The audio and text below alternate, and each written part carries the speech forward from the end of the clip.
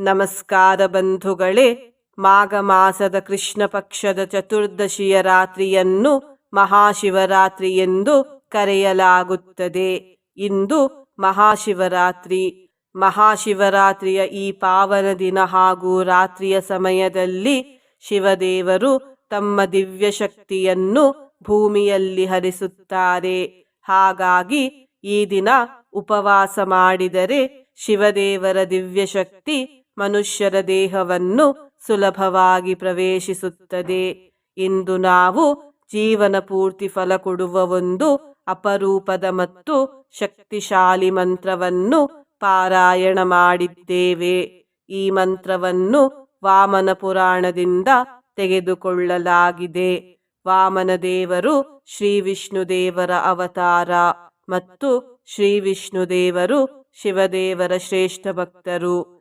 ಇಂದು ಈ ಮಂತ್ರವನ್ನು ಭಕ್ತಿಯಿಂದ ಪಾರಾಯಣ ಅಥವಾ ಶ್ರವಣ ಮಾಡಿದರೆ ಅಧಿಕ ಪುಣ್ಯ ಫಲ ದೊರೆಯುತ್ತದೆ. ಜೀವನ ಪೂರ್ತಿ ಶಿವದೇವರ ಆಶೀರ್ವಾದ ಲಭಿಸುತ್ತದೆ ಮತ್ತು ಮನದಾಸೆಗಳು ಈಡೇರುತ್ತವೆ. ಜೊತೆಗೆ ಅನಂತಾನಂತ ಕಾಲದವರೆಗೂ ತೊಂದರೆಗಳು ಜೀವನದಲ್ಲಿ ಕಂಡುಬರುವುದಿಲ್ಲ.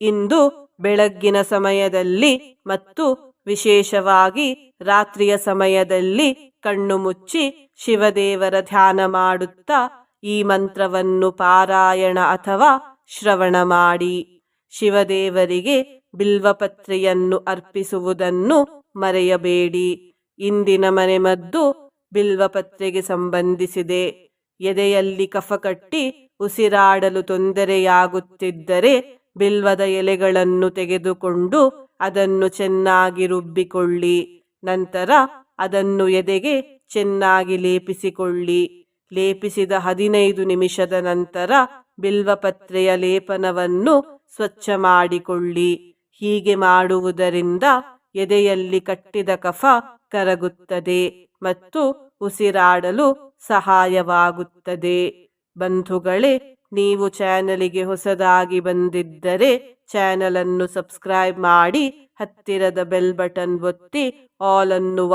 ಆಪ್ಷನ್ ಅನ್ನು ಸಿಲೆಕ್ಟ್ ಮಾಡಿ. ನೀವು ಸಬ್ಸ್ಕ್ರೈಬ್ ಮಾಡಿದರೆ ನಮಗೂ ಇನ್ನೂ ಹೆಚ್ಚು ವಿಡಿಯೋ ಮಾಡಲು ಸ್ಫೂರ್ತಿ ಸಿಗುತ್ತದೆ ಮತ್ತು ನಿಮಗೂ ನಮ್ಮ ಹೊಸ ವಿಡಿಯೋ ಅಪ್ಲೋಡ್ ಆದ ತಕ್ಷಣವೇ ಸಿಗುತ್ತದೆ.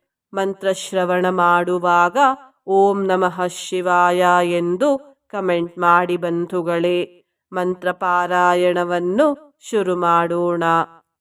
ಅನಂತ ಸರ್ವಗೋ ವ್ಯಾಪೀ ಹಂಸಃ ಪುಣ್ಯಾದಿಕೋಚ್ಯುತಃ ಗೀರ್ವಾಣಪತಿರವ್ಯಗ್ರೋ ರುದ್ರಃ ಪಶುಪತಿಃ ಶಿವಃ.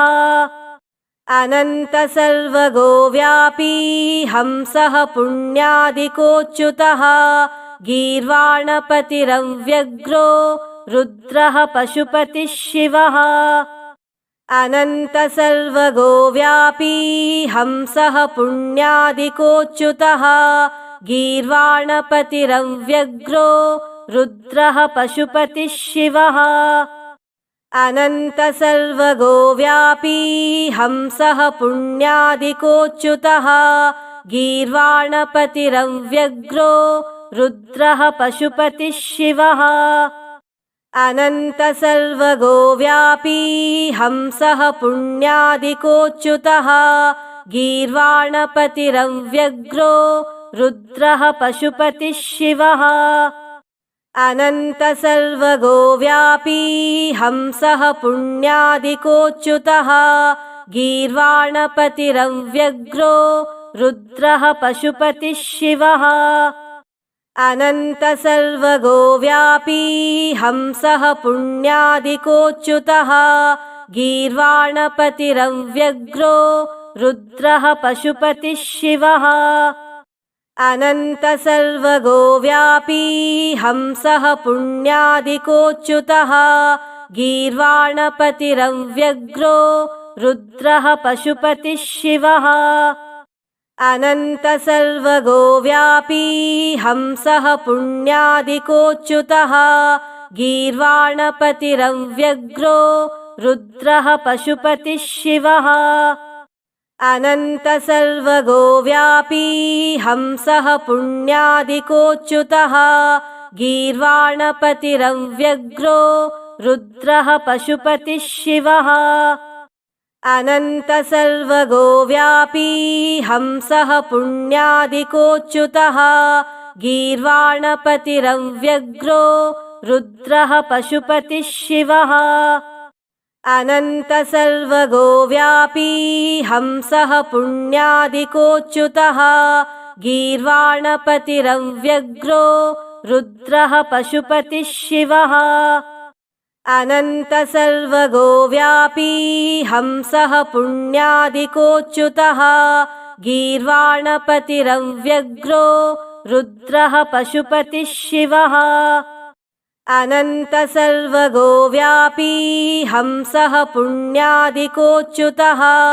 गीर्वाणपतिरव्यग्रो रुद्रः पशुपतिः शिवः अनन्तसर्वगोव्यापी हंसः पुण्यादिकोच्युतः गीर्वाणपतिरव्यग्रो रुद्रः पशुपतिः शिवः अनन्तसर्वगोव्यापी हंसः पुण्यादिकोच्युतः गीर्वाणपतिरव्यग्रो रुद्रः पशुपतिः शिवः अनन्तसर्वगोव्यापी हंसः पुण्यादिकोच्युतः गीर्वाणपतिरव्यग्रो रुद्रः पशुपतिः शिवः अनन्तसर्वगोव्यापी हंसः पुण्यादिकोच्युतः गीर्वाणपतिरव्यग्रो रुद्रः पशुपतिः शिवः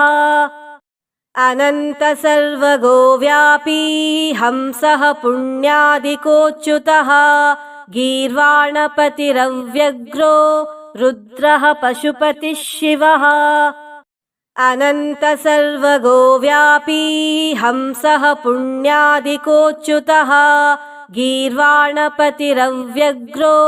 रुद्रः पशुपतिः शिवः अनन्तसर्वगोव्यापी हंसः पुण्यादिकोच्युतः गीर्वाणपतिरव्यग्रो रुद्रः पशुपतिः शिवः अनन्तसर्वगोव्यापी हंसः पुण्यादिकोच्युतः गीर्वाणपतिरव्यग्रो रुद्रः पशुपतिः शिवः अनन्तसर्वगोव्यापी हंसः पुण्यादिकोच्युतः गीर्वाणपतिरव्यग्रो रुद्रः पशुपतिः शिवः अनन्तसर्वगोव्यापी हंसः पुण्यादिकोच्युतः गीर्वाणपतिरव्यग्रो रुद्रः पशुपतिः शिवः अनन्तसर्वगोव्यापी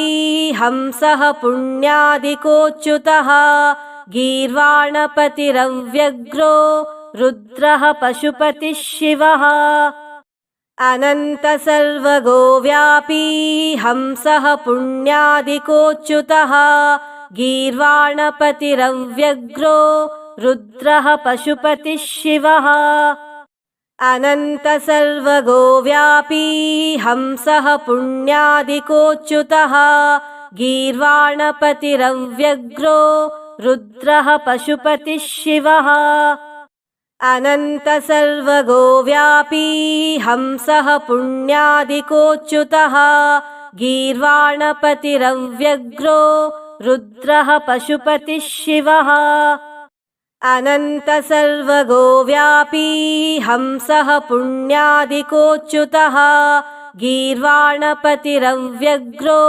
रुद्रः पशुपतिः शिवः अनन्तसर्वगोव्यापी हंसः पुण्यादिकोच्युतः गीर्वाणपतिरव्यग्रो रुद्रः पशुपतिः शिवः अनन्तसर्वगोव्यापी हंसः पुण्यादिकोच्युतः गीर्वाणपतिरव्यग्रो रुद्रः पशुपतिः शिवः अनन्तसर्वगोव्यापी हंसः पुण्यादिकोच्युतः गीर्वाणपतिरव्यग्रो रुद्रः पशुपतिः शिवः अनन्तसर्वगोव्यापी हंसः पुण्यादिकोच्युतः गीर्वाणपतिरव्यग्रो रुद्रः पशुपतिः शिवः अनन्तसर्वगोव्यापी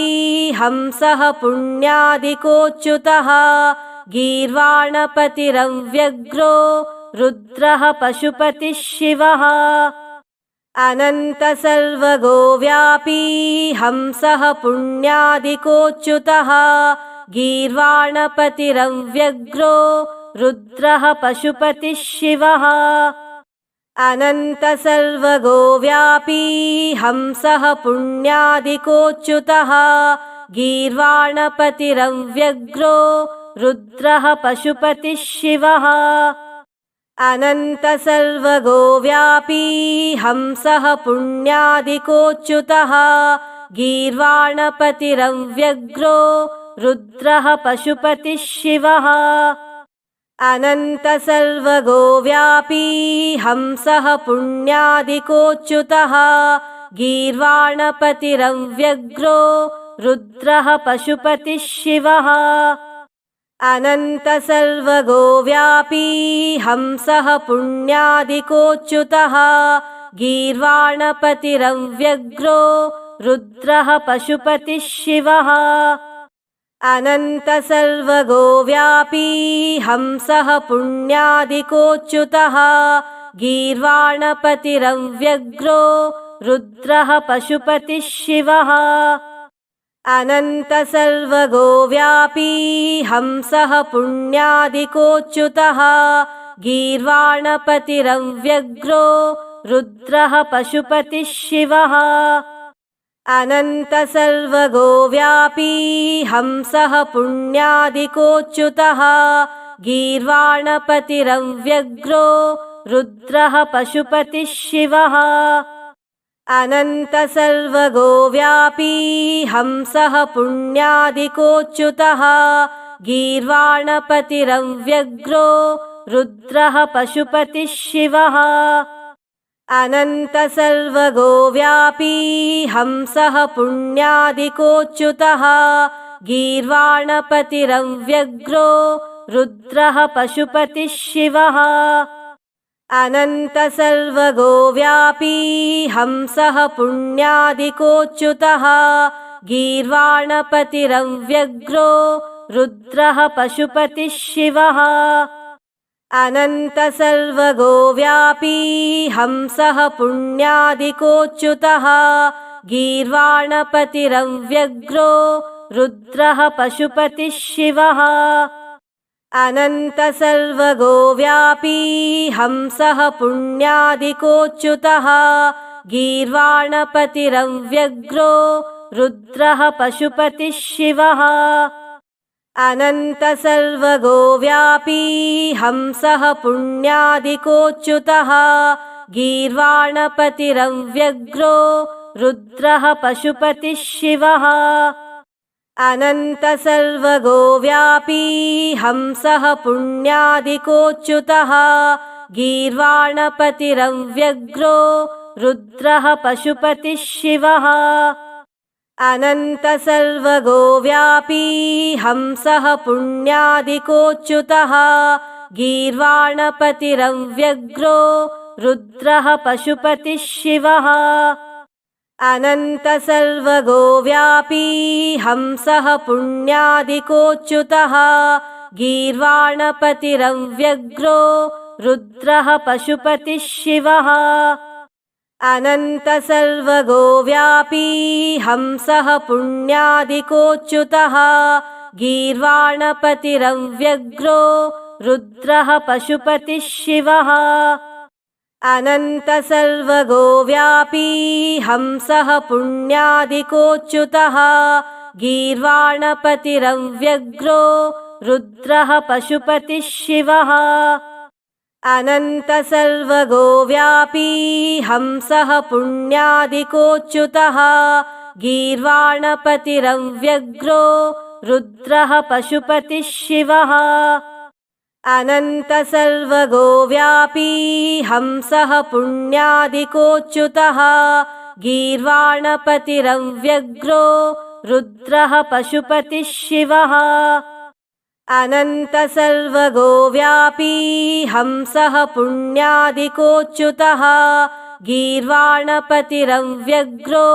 रुद्रः पशुपतिः शिवः अनन्तसर्वगोव्यापी हंसः पुण्यादिकोच्युतः गीर्वाणपतिरव्यग्रो रुद्रः पशुपतिः शिवः अनन्तसर्वगोव्यापी हंसः पुण्यादिकोच्युतः गीर्वाणपतिरव्यग्रो रुद्रः पशुपतिः शिवः अनन्तसर्वगोव्यापी हंसः पुण्यादिकोच्युतः गीर्वाणपतिरव्यग्रो रुद्रः पशुपतिः शिवः अनन्तसर्वगोव्यापी हंसः पुण्यादिकोच्युतः गीर्वाणपतिरव्यग्रो रुद्रः पशुपतिः शिवः अनन्तसर्वगोव्यापी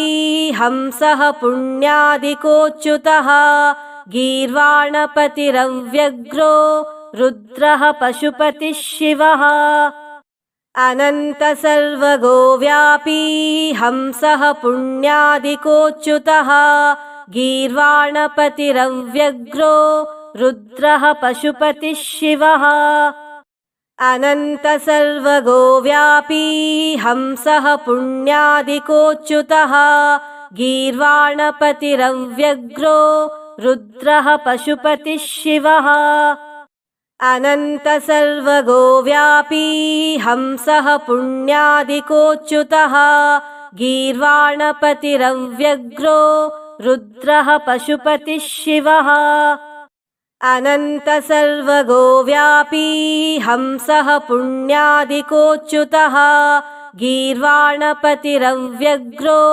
रुद्रः पशुपतिः शिवः अनन्तसर्वगोव्यापी हंसः पुण्यादिकोच्युतः गीर्वाणपतिरव्यग्रो रुद्रः पशुपतिः शिवः अनन्तसर्वगोव्यापी हंसः पुण्यादिकोच्युतः गीर्वाणपतिरव्यग्रो रुद्रः पशुपतिः शिवः अनन्तसर्वगोव्यापी हंसः पुण्यादिकोच्युतः गीर्वाणपतिरव्यग्रो रुद्रः पशुपतिः शिवः अनन्तसर्वगोव्यापी हंसः पुण्यादिकोच्युतः गीर्वाणपतिरव्यग्रो रुद्रः पशुपतिः शिवः अनन्तसर्वगोव्यापी हंसः पुण्यादिकोच्युतः गीर्वाणपतिरव्यग्रो रुद्रः पशुपतिः शिवः अनन्तसर्वगोव्यापी हंसः पुण्यादिकोच्युतः गीर्वाणपतिरव्यग्रो रुद्रः पशुपतिः शिवः अनन्तसर्वगोव्यापी हंसः पुण्यादिकोच्युतः गीर्वाणपतिरव्यग्रो रुद्रः पशुपतिः शिवः अनन्तसर्वगोव्यापी हंसः पुण्यादिकोच्युतः गीर्वाणपतिरव्यग्रो रुद्रः पशुपतिः शिवः अनन्तसर्वगोव्यापी हंसः पुण्यादिकोच्युतः गीर्वाणपतिरव्यग्रो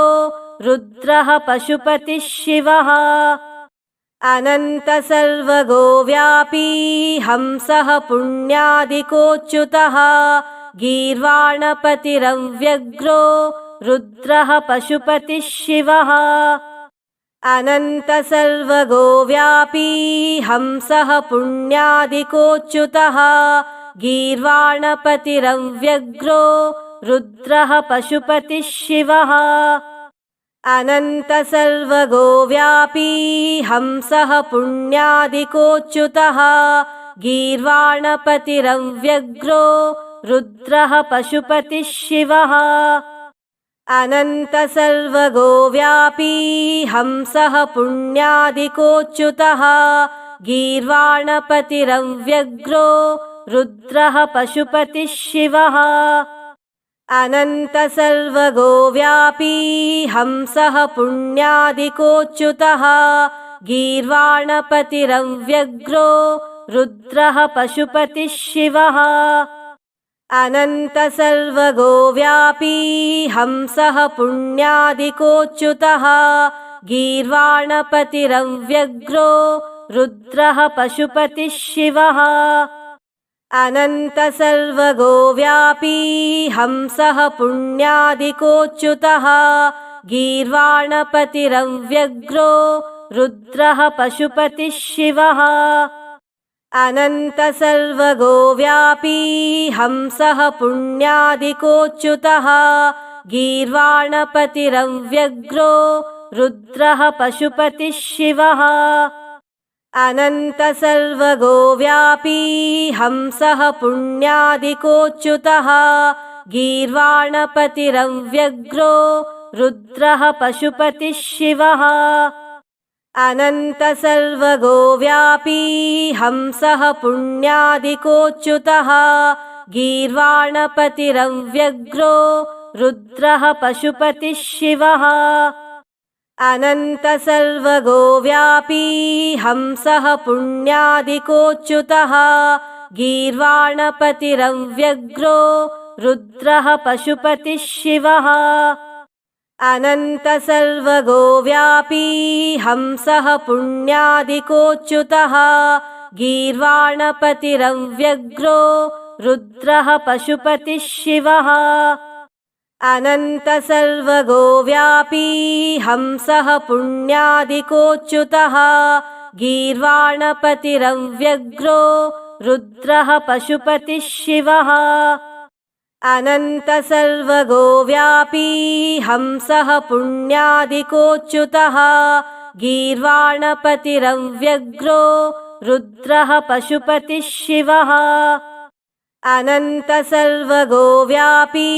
हंसः पुण्यादिकोच्युतः गीर्वाणपतिरव्यग्रो रुद्रः पशुपतिः शिवः अनन्तसर्वगोव्यापी हंसः पुण्यादिकोच्युतः गीर्वाणपतिरव्यग्रो रुद्रः पशुपतिः शिवः अनन्तसर्वगोव्यापी हंसः पुण्यादिकोच्युतः गीर्वाणपतिरव्यग्रो रुद्रः पशुपतिः शिवः अनन्तसर्वगोव्यापी हंसः पुण्यादिकोच्युतः गीर्वाणपतिरव्यग्रो रुद्रः पशुपतिः शिवः अनन्तसर्वगोव्यापी हंसः पुण्यादिकोच्युतः गीर्वाणपतिरव्यग्रो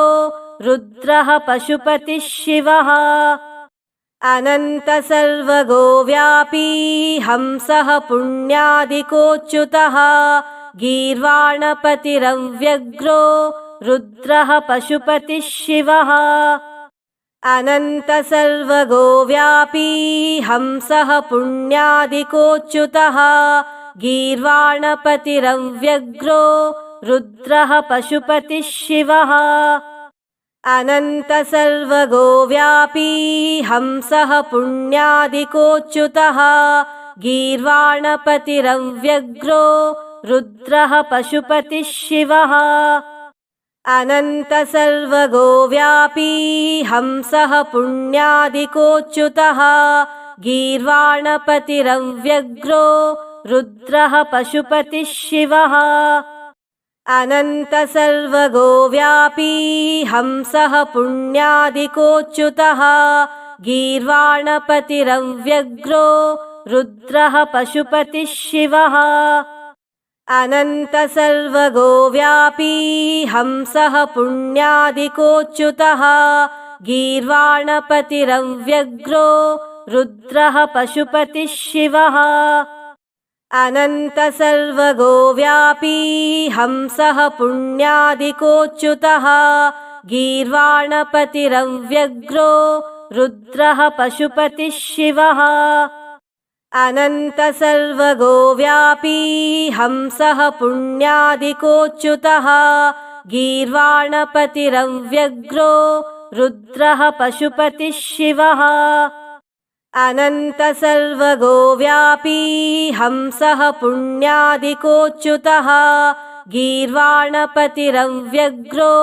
रुद्रः पशुपतिः शिवः अनन्तसर्वगोव्यापी हंसः पुण्यादिकोच्युतः गीर्वाणपतिरव्यग्रो रुद्रः पशुपतिः शिवः अनन्तसर्वगोव्यापी हंसः पुण्यादिकोच्युतः गीर्वाणपतिरव्यग्रो रुद्रः पशुपतिः शिवः अनन्तसर्वगोव्यापी हंसः पुण्यादिकोच्युतः गीर्वाणपतिरव्यग्रो रुद्रः पशुपतिः शिवः अनन्तसर्वगोव्यापी हंसः पुण्यादिकोच्युतः गीर्वाणपतिरव्यग्रो रुद्रः पशुपतिः शिवः अनन्तसर्वगोव्यापी हंसः पुण्यादिकोच्युतः गीर्वाणपतिरव्यग्रो रुद्रः पशुपतिः शिवः अनन्तसर्वगोव्यापी हंसः पुण्यादिकोच्युतः गीर्वाणपतिरव्यग्रो रुद्रः पशुपतिः शिवः अनन्तसर्वगोव्यापी